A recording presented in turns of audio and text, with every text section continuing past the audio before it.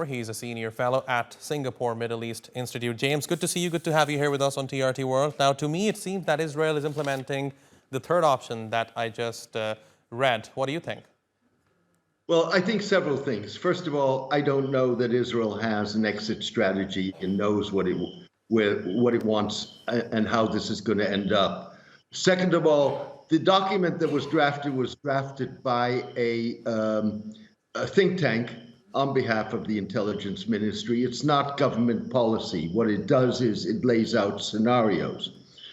There are two dynamics going on here at the same time. One is, or three dynamics maybe even. One is the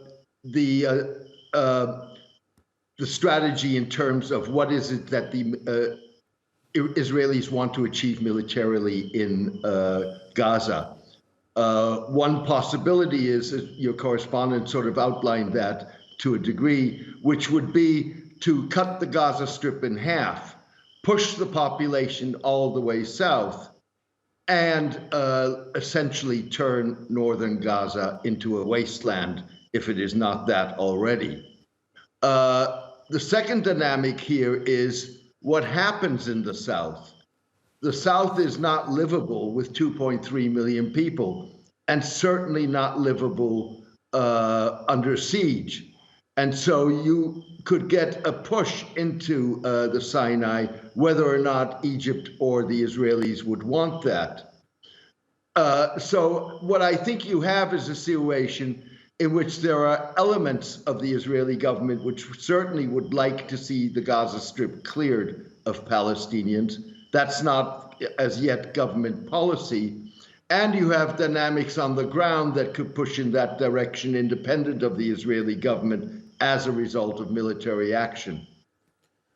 But James, I believe that there's a lot of support within Netanyahu's close circle about the plan to move the Palestinians to the Sinai. For example, I remember watching this one interview of Danny Ayalon, who was a former deputy foreign minister of Israel, a close aide of Netanyahu at the time, and he basically echoed the same ideas about moving the Palestinians to the Sinai. So what do you think about that?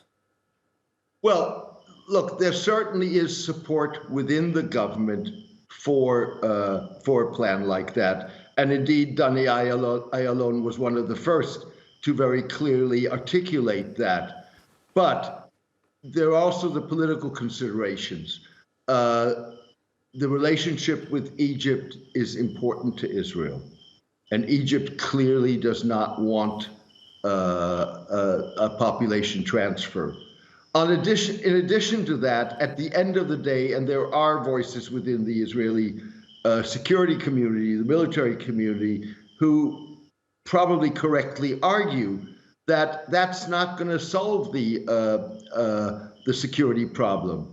If anything, it may become more uncontrollable in the Sinai and inflame issues on the West Bank. So, and I think that those political considerations, and there's also the third factor, it's fairly clear to me that the United States would not want to see a transfer like that. So there are those who are willing within the Israeli government to execute an ethnic cleansing for all practical matters at whatever cost. They don't care. And those are the far right and the ultra-nationalists. I think that voices such as Netanyahu, Benny Gantz, for example, would be somewhat more cautious, irrespective of what their private feelings are about it.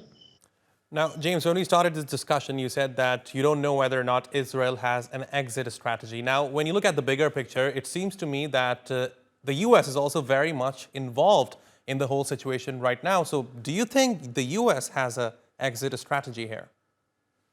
Well, I think the U.S. is in a bind, if you wish. So there is, and the constraints are twofold. One is what was the immediate impact to the October 7 Hamas attack on Israel within senior circles of the Biden administration. It was absolute shock.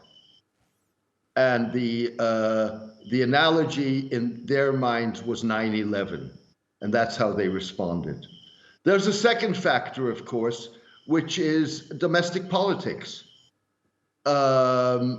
We've seen the vote in the U.S. Congress, which was overwhelmingly in favor of